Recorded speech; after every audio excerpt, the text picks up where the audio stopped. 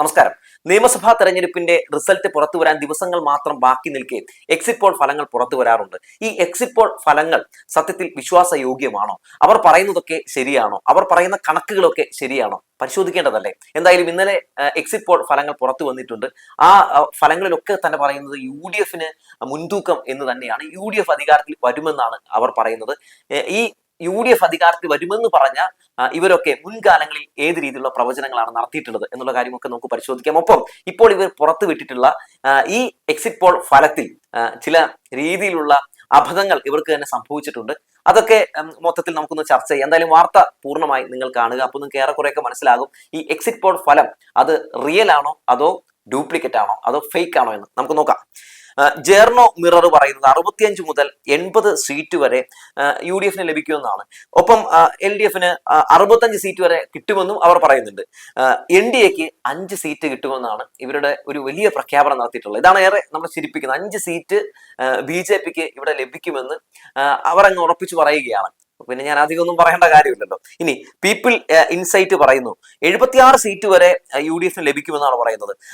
LDFനാകട്ടെ 68 seat ലഭിക്കുകയുള്ളൂ എന്ന് പറയുമ്പോൾ തന്നെ അവർ പറയുകയാണ് NDAക്ക് 14 സീറ്റ് ലഭിക്കുമെന്ന്. BJPക്കാർ പോലും NDAക്ക് 14 സീറ്റ് ലഭിക്കുമെന്ന്. പോട്ടെ, 2 സീറ്റ് ലഭിക്കുമെന്ന് പോലും അവർ ഉറപ്പിച്ച് പറയുന്നില്ല. അവർ പറയില്ല, അവർക്കറിയാം. കാരണം നമുക്ക് കേരളമാണല്ലോ, ഇത് UP ഒന്നും അല്ലല്ലോ. അപ്പോൾ സ്വാഭാവികമായിട്ടും ഇവിടെ പീപ്പിൾ ഇൻസൈറ്റ് വന്ന് പറയുകയാണ് 14 സീറ്റ് BJPക്ക് കിട്ടുമെന്ന്. ഇപ്പോൾ ഇവർ ഇതുമായി ബന്ധപ്പെട്ട് സർവേ നടത്തിയോ ഇല്ലയോ എന്നൊക്കെ ഏറെക്കുറെ എല്ലാവർക്കും മനസ്സിലായി കാണും. എത്രത്തോളം വിശ്വാസയോഗ്യമാണെന്ന് ഇനി പറയേണ്ട കാര്യമില്ല. ഇനി ചാണക്യ സ്ട്രാറ്റജീസ് ഇവർ പറയുന്നു 80 സീറ്റ് വരെ UDFന് ലഭിക്കുമെന്ന് പറയുന്നു. LDFന് 64 സീറ്റേ ലഭിക്കുകയുള്ളൂ എന്ന് പറയുന്നു. ഇവരും പറയുന്നു 3 സീറ്റ് BJPക്ക് ലഭിക്കുമെന്നാണ് പറയുന്നത്. ഇനി 2011 ഇതേ ചാണക്യ ഒരു എക്സിറ്റ് പോൾ ഫലം പുറത്തുവിട്ടിരുന്നു. അതുകൂടി നമുക്ക് നോക്കാം. അന്ന് ഇവർ പറഞ്ഞത് 102 സീറ്റ് വരെ LDFന് ലഭിക്കുമെന്നാണ് പറഞ്ഞത്. 2011 കേരളത്തിൽ LDF ആണോ ഭരണത്തിൽ വന്നത്? UDF ആണ്. അപ്പൊ പിന്നെ ഇപ്പോഴത്തെ ഈ ചാണക്യ സ്ട്രാറ്റജീസിന്റെ 80 സീറ്റ് വരെ കിട്ടി UDF അധികാരത്തിൽ വരും എന്ന് പറയുന്നതിൽ എത്രത്തോളം വാസ്തവം ഉണ്ടെന്ന് പറയേണ്ട കാര്യമില്ല. ഇവർ എന്ത് പറയുന്നു അതിന്റെ ഓപ്പോസിറ്റ് ആണ് പലപ്പോഴും നടന്നിട്ടുള്ളത്. ഇനി CNN വോട്ട് വൈബ് പറയുന്നു 80 സീറ്റ് വരെ ഈ UDFന് ലഭിക്കും എന്ന് പറയുമ്പോൾ LDFന് 68 സീറ്റ് ലഭിക്കും എന്നാണ് അവർ പറയുന്നത്. അവരും പറയുന്നു 4 സീറ്റ് BJPക്ക് ലഭിക്കും എന്നാണ് അവർ പറയുന്നത്. ഇവരും 2011 നടത്തിയിട്ടുള്ള ആ പ്രവചനം നമുക്ക് നോക്കേണ്ടതാണ് കേട്ടോ. അന്ന് അവർ പറഞ്ഞത് 77 സീറ്റ് വരെ ആർക്ക് കിട്ടും? LDFന് കിട്ടുമെന്നാണ് പറഞ്ഞത്. 2011 ഇവിടെ ആരാണ് അധികാരത്തിൽ വന്നത്? ഉമ്മൻചാണ്ടി സർക്കാരാണ്, UDF സർക്കാരാണ്. അപ്പൊ പിന്നെ ഇവരിപ്പോ ഈ പറയുകയാണ് UDF അധികാരത്തിൽ വരും എന്ന് പറയുന്നതിൽ എന്തെങ്കിലുമൊക്കെ വസ്തുതയുണ്ടോ? ഇല്ല, അവർ കറക്കിക്കുത്ത് എന്ന് മാത്രമേ പറയാനുള്ളൂ. ഇനി നമുക്ക് കാണാം P മാർക്ക്. അവർ പറയുന്നു 79 സീറ്റ് വരെ UDF ലഭിക്കും എന്ന് പറയുന്നു. LDFന് 69 സീറ്റ് വരെ ലഭിക്കുമെന്ന് അവർ പറയുന്നുണ്ട്. അവരാണ് ഏറ്റവും കൂടുതൽ സീറ്റ് LDFന് ലഭിക്കും എന്ന് പറയുന്നത്. അതേ അവർ തന്നെ പറയുകയാണ് NDAക്ക് 4 സീറ്റ് വരെ ലഭിക്കും എന്നാണ് പറയുന്നത്. അതുപോലെ തന്നെ പീപ്പിൾ പൾസ് പറയുന്നു 85 സീറ്റ് UDFന് ലഭിക്കും എന്ന് പറയുമ്പോൾ LDFന് 65 സീറ്റേ ലഭിക്കുകയുള്ളൂ എന്ന് പറയുന്നു. അവരും പറയുന്നു 3 സീറ്റ് BJPക്ക് ലഭിക്കും. ആക്സിസ് മൈ ഇന്ത്യ അവർ പറയുന്നു 90 സീറ്റ് വരെ UDFന് ലഭിക്കാൻ സാധ്യതയുണ്ടെന്നാണ് പറയുന്നത്. 62 സീറ്റ് വരെ LDFന് ലഭിക്കും, 3 സീറ്റ് BJPക്ക് ലഭിക്കും എന്നാണ് പറയുന്നത്. ഇതേ ആക്സിസ് മൈ ഇന്ത്യ 2011 നടത്തിയ അവരുടെ എക്സിറ്റ് പോൾ ഫലത്തിൽ എന്താണ് പറയുന്നതെന്ന് അറിയൂ. അവർ പറയാണ് 72 സീറ്റ് വരെ LDFന് ലഭിച്ച LDF അധികാരത്തിൽ വരുമെന്നാണ് അവർ പറഞ്ഞത്. എന്നിട്ട് 2011 അങ്ങനെയാണോ സംഭവിച്ചത്? 2011 UDF അധികാരത്തിൽ വന്നത്. ഇനി മാട്രിക്സ് പറയുന്ന 75 സീറ്റ് UDF ലഭിക്കുമെന്ന് പറയുമ്പോൾ തന്നെ അവർ പറയുന്ന NDAക്ക് 5 സീറ്റ് വരെ കിട്ടുമെന്ന്. ടൈംസ് നൗ GBC എന്താണ് പറയുന്നത്? 84 സീറ്റ് വരെ UDFന് ലഭിക്കുമെന്ന് പറയുന്നു. 61 സീറ്റ് LDFന് ലഭിക്കുമെന്ന് പറയുന്നു. അവരും പറയുന്ന 7 സീറ്റ് BJPക്ക് ലഭിക്കും എന്നാണ് പറയുന്നത്.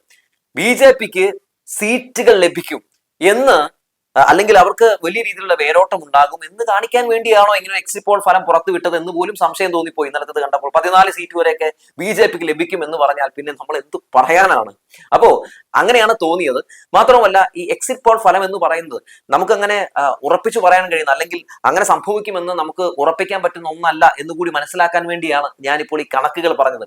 2021 2016 2011 ഒക്കെ ഇവർ നടത്തിയിട്ടുള്ള ഓരോ എക്സിറ്റ് പോൾ ഫലങ്ങളും ഒക്കെ വ്യത്യസ്തമാണ് എന്നുള്ളതാണ്. മാത്രവുമല്ല ഈ വാർത്തകളൊക്കെ പുറത്തുവിട്ട് അഴിഞ്ഞാടുന്ന മാധ്യമങ്ങളുണ്ടല്ലോ, മനോരമ, മാതൃഭൂമി, അങ്ങനെയുള്ള പല മാധ്യമങ്ങൾ. ആ മാധ്യമങ്ങളിലൊക്കെ കിടന്നിങ്ങനെ എന്താ പറയാ ഈ എക്സിറ്റ് പോൾ ഫലം എടുത്തു വെച്ച് അവരൊക്കെ UDFന് അധികാരത്തിൽ എത്തിച്ചു കഴിഞ്ഞു, പലരെയും മുഖ്യമന്ത്രിയാക്കി കഴിഞ്ഞു. ഇതേ ഇവർ തന്നെയല്ലേ 2021 നിയമസഭാ തെരഞ്ഞെടുപ്പിൽ ബേപ്പൂരിൽ നിന്ന് മുഹമ്മദ് റിയാസ് തോക്കുമെന്ന് പറഞ്ഞത്? ബാലുശ്ശേരിയിൽ ധർമ്മജൻ ജയിക്കുമെന്ന് പറഞ്ഞത് ഇതേ മനോരമയല്ലേ? എന്തിന് ഇതേ മനോരമയല്ലേ മണിയാശാനെ തോൽപ്പിച്ചത്? എന്നിട്ട് മണിയാശാൻ തോറ്റോ? മണിയാശാൻ 2021 നിയമസഭാ തെരഞ്ഞെടുപ്പ് ജയിച്ച സഭയിലെത്തിയിരുന്നു. മാത്രവുമല്ല തവനൂരിൽ നിന്ന് ആര് ജയിക്കുമെന്ന് പറഞ്ഞ് ഫിറോസ് കുന്നംപറമ്പിൽ ജയിക്കുമെന്ന് പറഞ്ഞ്, എന്നിട്ട് തവനൂരിൽ നിന്ന് ആരാണ് ജയിച്ചത്? KT ജലീലാണ്. താനൂരിൽ നിന്ന് KM ഷാജി ജയിക്കുമെന്ന് പറഞ്ഞു, എന്നിട്ട് താനൂരിൽ നിന്ന് KM ഷാജി ജയിച്ചോ? അതുപോലെ തന്നെ തൃത്താലയിൽ MP രാജേഷ് തോൽക്കും, അവിടെ നിന്ന് നമ്മുടെ VT ബൽറാം ജയിക്കുമെന്ന് പറഞ്ഞു, എന്നിട്ട് ആരാണ് ജയിച്ചത്? MP രാജേഷ് ജയിച്ചു.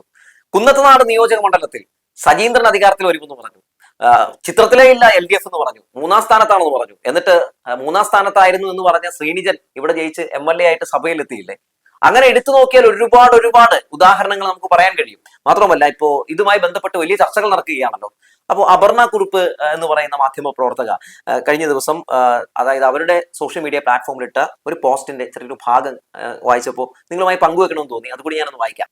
എക്സിറ്റ് പോളുകളൊക്കെ വന്നു, ചർച്ചകൾ കൊഴുക്കുകയാണല്ലോ. എന്റെ നിരീക്ഷണം പറയുകയാണെങ്കിൽ ഇതിനെ ഒരു UDF തരംഗം എന്നൊന്നും വിളിക്കാൻ കഴിയില്ല. സത്യത്തിൽ ഇതൊരു നെഗറ്റീവ് വോട്ടിംഗ് ആണ്. UDFിനോടുള്ള വലിയ ഇഷ്ടം കൊണ്ടൊന്നുമല്ല ഈ മാറ്റം, മറിച്ച് നിലവിലെ സർക്കാരിനോടുള്ള ഒരു മടുപ്പ് വോട്ടർമാരുടെ ഇടയിൽ ഉണ്ടോ എന്ന് സംശയിക്കണം. അതിനെ വേണമെങ്കിൽ ഒരു സോഫ്റ്റ് ആന്റി ഇൻകംബൻസി എന്ന് വിളിക്കാം എന്നാണ് അപർണ പറയുന്നത്. സ്വാഭാവികമായിട്ടും അങ്ങനെ സംഭവിച്ചാൽ പോലും അതൊരു UDFിന്റെ നേട്ടമല്ല എന്ന് പറയുമ്പോൾ പോലും ഇവിടെ ഒരു ഭരണവിരുദ്ധ വികാരമില്ല എന്ന് മാധ്യമ പ്രവർത്തകർ പോലും, അതായത് പല മാധ്യമ പ്രവർത്തകർ, ഇപ്പൊ അപർണ മാത്രമല്ല പല മാധ്യമ പ്രവർത്തകർ പോലും അത് ഇവിടെ വ്യക്തമായി പറഞ്ഞു വെക്കുന്നുണ്ട്. തീർച്ചയായും ഒരു ഭരണവിരുദ്ധ വികാരമൊന്നും ഇവിടെ ഉണ്ടായിട്ടില്ല. കഴിഞ്ഞ 5 വർഷത്തെ അല്ലെങ്കിൽ 10 വർഷത്തെ UDFിന്റെ പെർഫോമൻസ് എടുത്ത് പരിശോധിച്ച് നോക്കിയിട്ടുണ്ടെങ്കിൽ വേസ്റ്റ് കൊട്ടയിൽ ഇടാൻ മാത്രമേ കൊള്ളുകയുള്ളൂ എന്ന് നമുക്ക് ഉറപ്പിച്ച് പറയാൻ കഴിയും. ഇനി എക്സിറ്റ് പോൾ ഫലത്തിൽ പറയുന്നതാണ് സംഭവിക്കാൻ പോകുന്നതെങ്കിൽ ജനങ്ങൾ അനുഭവിക്കട്ടെ എന്ന് മാത്രമേ പറയാനുള്ളൂ. കഴിഞ്ഞ 10 വർഷം കൊണ്ട് ഈ സംസ്ഥാനത്തെ ഏത് രീതിയിലാക്കി മാറ്റി ഈ LDF സർക്കാർ എന്നൊന്നും ഞാൻ പറയേണ്ട കാര്യമില്ല. നമ്മുടെ റോഡുകൾ അല്ലെങ്കിൽ നമ്മുടെ വിദ്യാലയങ്ങൾ, നമ്മുടെ ആശുപത്രികൾ, അങ്ങനെ എടുത്തു നോക്കിയാൽ എല്ലാ മേഖലകളിലും നമ്മൾ വലിയ രീതിയിലുള്ള പുരോഗതികൾ കൈവരിച്ചിട്ടുണ്ട്. എല്ലാ മേഖലയിലും നമ്മൾ ഒന്നാമതാണ്. ആരോഗ്യ രംഗത്ത്, വിദ്യാഭ്യാസ രംഗത്ത്, അങ്ങനെ വ്യവസായ രംഗത്ത്, ഏത് രംഗം എടുത്തു നോക്കിയാലും നമ്മൾ ഒന്നാമതാണ്. അങ്ങനെ നമ്മുടെ സംസ്ഥാനം ഒന്നാമതായി തുടരുന്നു. മതനിരപേക്ഷത ഉയർത്തിപ്പിടിച്ച് നമ്മൾ മുന്നോട്ട് പോകുന്നു. വർഗീയ ശക്തികൾക്ക് ഒന്ന് തൊടാൻ പോലും കൊടുക്കാതെ നമ്മുടെ ഈ സംസ്ഥാനത്തെ LDF സർക്കാർ ഇങ്ങനെ സംരക്ഷിച്ചുകൊണ്ട് മുന്നോട്ട് പോവുകയായിരുന്നു. പെൻഷൻ കറക്റ്റായിട്ട് എല്ലാ ആളുകളുടെയും കയ്യിലെത്തി. ഈ 10 വർഷത്തിനിടയിൽ ഒരു വർഗീയ കലാപം പോലും നമ്മുടെ സംസ്ഥാനത്ത് നടന്നിട്ടില്ല. തകർന്നടിഞ്ഞു പോയ KSRTCയെ ലാഭത്തിന്റെ വഴിയിൽ എത്തിച്ചു. അതുപോലെ തന്നെ അങ്ങനെ നിരവധി നേട്ടങ്ങൾ എടുത്തു പറയാനാണെങ്കിൽ നിരവധി നേട്ടങ്ങൾ നമുക്ക് പറയാൻ കഴിയും. അത് ഞാൻ പറയേണ്ട കാര്യമില്ല, അത് പറയാതെ തന്നെ നിങ്ങൾക്ക് അറിയാൻ കഴിയും. എന്നിട്ടും ജനങ്ങൾ UDFിനെ തെരഞ്ഞെടുത്തെങ്കിൽ, ഇരുണ്ട കാലം മതിയെന്ന് അവർ തീരുമാനിച്ചെങ്കിൽ അനുഭവിക്കട്ടെ എന്നല്ലാതെ പിന്നെ എന്ത് പറയാനാണ്? എന്തായിരുന്നു UDFിന്റെ ഭരണകാലങ്ങളിൽ ഉണ്ടായിരുന്ന ഈ നാടിന്റെ അവസ്ഥ എന്ന് ഞാൻ പറയേണ്ട കാര്യമില്ലല്ലോ. ആ കാലഘട്ടത്തിൽ പെൻഷൻ ലഭിച്ചിരുന്നോ? പവർ കട്ട് ഇവിടെ അതിരൂക്ഷമായിരുന്നില്ലേ? വിദ്യാലയങ്ങളുടെ അവസ്ഥ എന്തായിരുന്നു? വിദ്യാലയങ്ങളൊക്കെ അടച്ചുപൂട്ടലിന്റെ വക്കിലായിരുന്നില്ലേ? ആരോഗ്യ മേഖല തകർത്ത് തരിപ്പണമാക്കി കളഞ്ഞില്ലേ?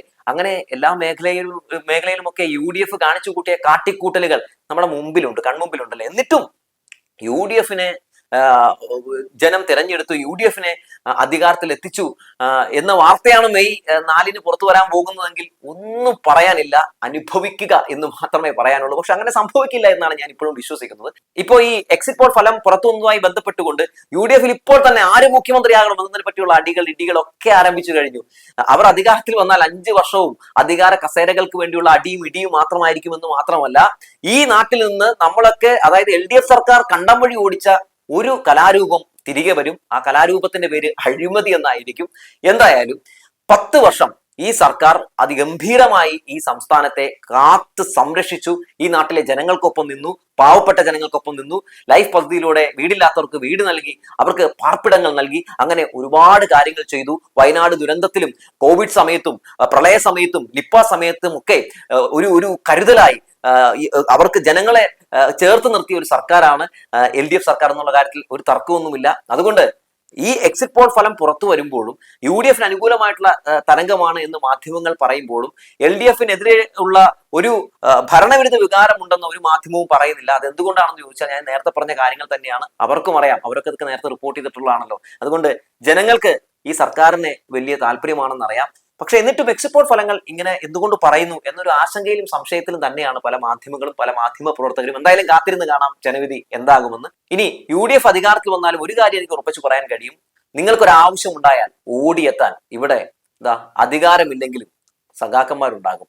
ഇവിടെ ഒരു പാർട്ടി ഉണ്ടാകും, LDF ഉണ്ടാകും എന്ന കാര്യത്തിൽ ഒരു തർക്കവുമില്ല. UDF അധികാരത്തിൽ വന്നാൽ പിന്നെ ഇവിടെ എന്താണ് സംഭവിക്കാൻ പോകുന്നതെന്ന് നമുക്ക് എല്ലാവർക്കും അറിയാം. അപ്പോ സംരക്ഷണം ഒരുക്കാൻ, സംരക്ഷണ കവചങ്ങൾ ഒരുക്കാൻ ഇവിടെ ധൈര്യമായി നിങ്ങൾക്ക് കയറി ചെല്ലാം ഓരോ പാർട്ടി ഓഫീസിലേക്കും. കാരണം ഇവിടുത്തെ പാർട്ടി ഓഫീസുകൾ പ്രവർത്തിക്കുന്നത് ജനങ്ങൾക്ക് വേണ്ടിയാണ്. അതല്ല എന്ന് ആർക്കും പറയാൻ കഴിയില്ല. കാരണം അതങ്ങനെയാണ് എന്ന് പറഞ്ഞു വെച്ചുകൊണ്ട് നിർത്തട്ടെ.